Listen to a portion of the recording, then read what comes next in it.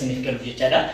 Akkuma argaa jirtan meetira kan yoo ilaaltan gara meetira 3 fi gara meetira 4 kan dhiyaatu meetira 380 kana jechuun baay'ee dheeraadha.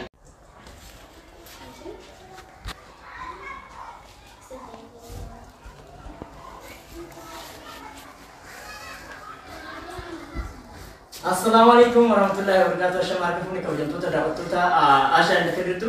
Egaa kabajamtoota daawwattoota keenya irraa akkuma argaa jirtan kana istiidiyoo baay'ee das nama jedhu fi mana baay'ee bareedaa ta'etti soofaa baay'ee bareedaa ta'e qabannee isin dhufnee jira jechuudha kabajamtoota daawwattoota keenya. Egaa akkuma beekamu Ashaa inni akka jirtu chaanaaliin keenya jechuudha. Wanni inni dhiyeessu meeshaalee mana keessaa xixiqqarraaqee haga meeshaalee mana keessaa gurguddaa akkuma san immoo meeshaalee akka soofaa Argaa majlisi fi meeshaalee mootu dolaaba biffee fi maatu bira ta'a. Wanni tokko osoo nu bira hin dhabamin isin dhiyeessan jechuudha kabajamtoota daawwattoota keenya. Akkuma argaa jirtan soofaan kun yoo xiqqaatee ji'oota lamaan dura ajajame jechuudha. Baasii ifaajee yookiin immoo dadhabbii ji'oota lamaatiin booda ogeessa keenyaan hojjetame bifa kanaan maatiidhaaf galee bareedeetiin manatti galee jira jechuudha. Maatiileen biyya baay'ee gammachuu qabuun nurraa simatanii baay'ee itti gammadan jechuudha.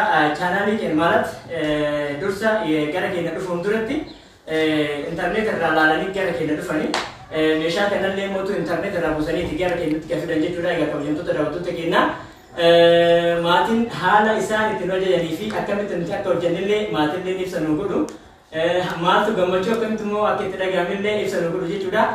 Ammaan warroonni chaanaalii keenya kanaaf haala taatan sabsiraaf jechuun gama keenya akka dhuftan warroonni maamila keenya taatan immoo hiriyoota keessaniif sheer godhaa isiniin jecha viidiyoo meeshaa kana isinaaf fedhee jira jechuudha. Egaa nagaa akkam jirtan? Fayyaadha akkam jirtu akkam fayyaadha. Soofaan kun isin hojjennee isin egaa bifa keessa akkanaan isin hojjenneerra. Mee maaltu isinitti dhagahamee yaani haala kamiin isin hojjetame isinis ibsa gabaabaa nu kennitan jechuudha. Kottaa isaa jechuudha. Deemsa. Baay'ee namatti tola. Akka barbaadetti hojjetan waan ta'eef laalaa hojjetamee waan ta'eef sirriitti nama gammachiisa. Irraa gammadanii jechuudha. Sirriitti gammadee yaada keenyatti akkuma ajajamanitti ilaalama waan ta'eef baay'ee namatti tola. Bareeda. Chaanaalii keenya kanaan mootu Ashaa inni firritu kanaan maal jettamee ijoolleen keessan baay'ee namatti tola. namoota biyya alaa jiraniif maal jettanii isin dhaasaa dabartanii? Karraatanyaan isaanii sirriitti nama kabajanii namatti tolanii bareedaa warra kabajamaa waliin jiru nama agar nama yaada namaa qo'atu. Ulfaadha. Waaqayyo isin agarsiifatu. Egaa nullee kabajamtoota daawwattoota keenyaa akkuma argaa jirtan kana gammachuu guddatu dhagahama jechuudha. Maaliif namni nu jaallatee gama keenya dhufeetini meeshaalee adda addaa nurra qalabatanii gara mana isaaniitti galchanii manni isaanii yeroo bareedeetiin jedhu baay'ee nutti tola jechuudha.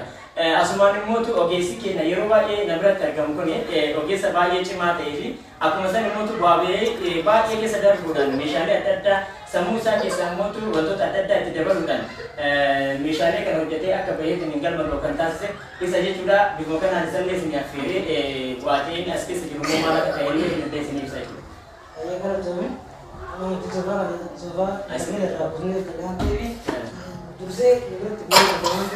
Akkuma isin barbaadetti haala isin ofitti jirutti akkuma qabuun hojjennee meeshaa tokko fara hojjennee isillee bira dhaabbattee ilaaltee roofata lafatin duratti waan keessa jiruu fi waan ala jirullee ilaaltee hojjettan ta'eef isin hundi keessanuu akkasumatti itti amantanii yaada irratti kennatanii wantichi kun waan tokko irraa jijjiirin miidhama irra guddaa birbiifatu hin taane bu'aa namaatiif jecha daawwii waanee hojjennee waan ta'eef isinillee akka itti gammadan isaan itti gammadan kanatti namoonni hundi isaanii namoonni biyya alaa jirtan maatii keessan bira isin geessanii akka itti gammadan isin jedhu.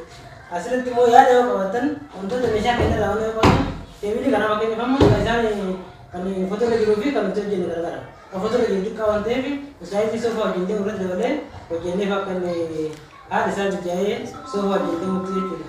Kanaaf shakkii tokko malee yaada tokko malee nutti amantanii nullee akkuma hin ta'unetti waan meeshaa keenya irratti itti fayyadamtan hin jenna yaada isaa qabatte itti dabaltaa. Egaa kabajamtoota daawwattoota keenyaa ogeessi keenya haga kana yoo jedhe gahaadha jechuun maal jedhaa jiranii meeshaa kana nuti yoo maatiin ajaje akkuma nama isin ajajjan san nullee itti gaafatamummaadhaan fudhannee ogummaa keenya hanga qabnu hanga dhumaatti itti fayyadamnee meeshaa kana qopheessinee baafna jechuudha. Yeroo fakkeenyaaf meeshaa namni ajaju jechuudha dizaayinii isaan ajajan sanitti maal daballaa yaani xinkaaree akkamitti akka walirraa bareedu yaani jiraami haala san itti daballee fi bifa kanaan hojjennee jira jechuudha. Baay'ee kabajamtoota daawwattoota keenyaa soofaa nama isin argaa jirtan kuni dizaayinii kana yoo qabatanii dhuftanii ilaaltan taate isin ilaaluu dandeettanii intarneet irratti fuula chaanaalii keenya irratti isin ilaaltan jechuudha. Internet irratti yeroo jalqabaatiif bu'ee nu biratti hojjetame jechuudha. Kana yoo jedhu ragaan keenya mootu maali?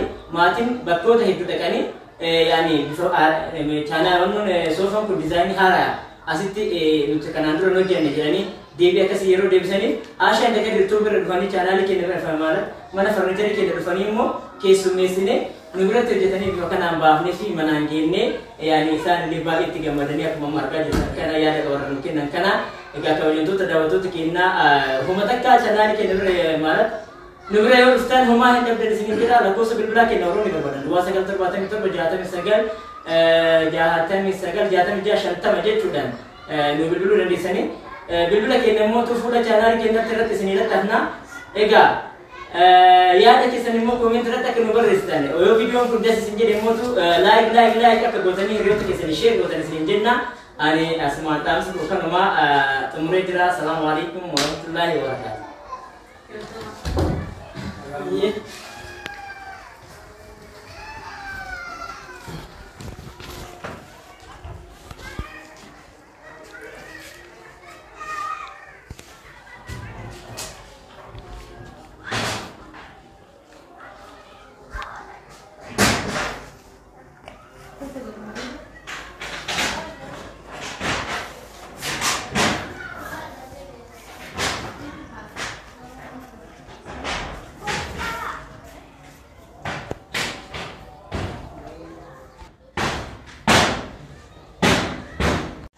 Egaa kabajamtoota daawwattoota keenyaa akkuma argaa jirtan kana egaa amma laala meeshaan kun bifa kanaan mana ga'ee fi jechuudha xumuramee jira jechuudha.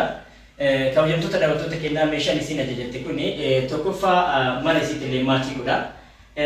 Meeshaan nuti hojjennee yaani baay'ee nu gammachiisee jechuun meeshaan nuti hojjennee dhufnee itti yoo galchinu mana isaaniitti yoo galchinu baay'ee irraa bareedee taniin jira jechuudha. Kana jechuun haalli ijaarsa mana isaaniillee baay'ee kan namatti toludha. Itaan suudhaan immoo maal isin jechuu barbaade kabajamtoota daawwattoota keenyaa akkuma argaa jirtan yeroo baay'ee magaalaa yeroo nu hojjetan jechuudha. Ol dheerina isaatii fi yaani dalgee isaa nutti himaa jennee isin gaafanna jechuudha. Maaliif mana keessanitti dhaqee kallattiidhaan akka isiniif galu jechaadha. Akkuma argaa jirtan meetira kan yeroo ilaaltan gara meetira 3 fi gara meetira 4tti kan dhiyaatu meetira 380 kana jechuun baay'ee dheeradha. Garaan isaa mootu meetira 3 haa ta'uuti garuu gamaa gamaan isaa irra dabree jechuudha. Yoo xiqqaate gara sentimeetira 50 irra dabreetti kan hojjetamu akkuma argaa jirtan kana jechuudha. Maaliif haala kanaan hojjetama magaalajaan kun yeroo ammaa kana qarshii gara 18 jechuudha kabajamtoota daawwattoota keenyaa.